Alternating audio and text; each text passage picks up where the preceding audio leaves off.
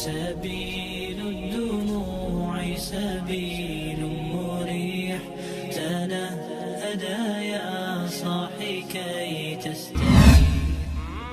Assalamualaikum warahmatullahi wabarakatuh.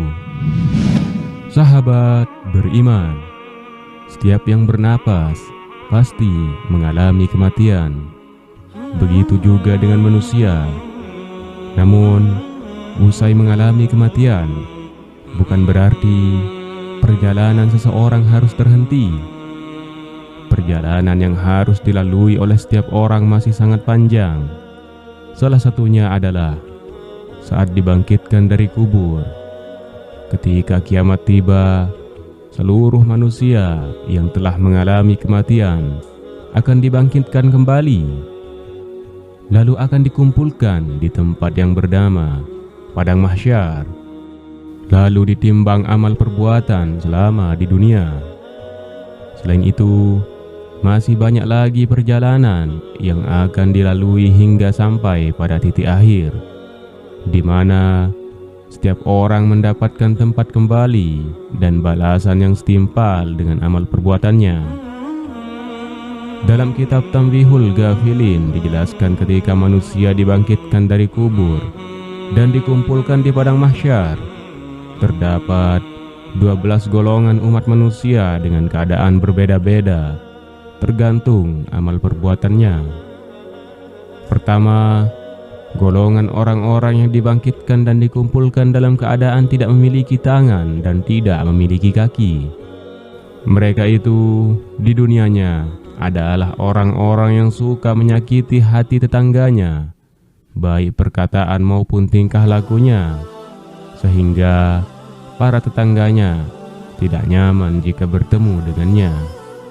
Yang kedua, golongan orang yang dibangkitkan dan dikumpulkan dalam keadaan menyerupai babi. Mereka ini adalah golongan orang-orang yang suka melalaikan sholat, padahal suara azan telah memanggil dengan lantangnya. Bahkan teman mereka pun telah mengingatkan, namun mereka tetap mengacuhkannya. Yang ketiga, golongan orang-orang yang dibangkitkan dan dikumpulkan dalam keadaan perutnya seperti gunung, dipenuhi oleh ular dan hewan-hewan berbisa lainnya, seperti kalajengking dan sejenisnya. Golongan ini adalah orang-orang yang enggan mengeluarkan zakat dan melakukan berbagai cara untuk tidak mengeluarkannya. Keempat, golongan orang yang dibangkitkan dan dikumpulkan dalam keadaan mulutnya mengalirkan darah. Golongan ini adalah orang-orang yang senang berbohong dan licik dalam berjual beli. Mereka rela berbohong demi keuntungan dagangannya tanpa memikirkan resikonya. Kelima, golongan orang-orang yang dibangkitkan dan dikumpulkan dalam keadaan kembung. Badan mereka mengeluarkan bau yang sangat busuk, bahkan lebih busuk dari bangkai. Mereka ini adalah golongan orang yang gemar melakukan maksiat secara sembunyi-sembunyi karena takut kepada manusia, tapi tidak takut kepada Allah Subhanahu wa Ta'ala. Keenam, golongan orang-orang yang dibangkitkan dan dikumpulkan dalam keadaan dipotong tenggorokan dan pundaknya. Mereka adalah golongan orang yang senang bersaksi dengan kesaksian palsu, padahal seorang saksi akan dimintai pertanggungjawaban di akhirat kelak atas kesaksiannya. Yang ketujuh, golongan orang-orang yang dibangkitkan dan dikumpulkan dalam keadaan tidak mempunyai lidah. Dari dalam mulutnya mengalir nanah dan darah. Mereka adalah orang-orang yang enggan memberikan kesaksian atau syahadat. Kedelapan, golongan orang-orang yang dibangkitkan dan dikumpulkan dalam keadaan menjungkir balikkan kepala mereka, dengan posisi kaki mereka ada di atas kepala. Mereka adalah golongan orang-orang yang sering berbuat zina kemudian mati dalam keadaan belum bertaubat.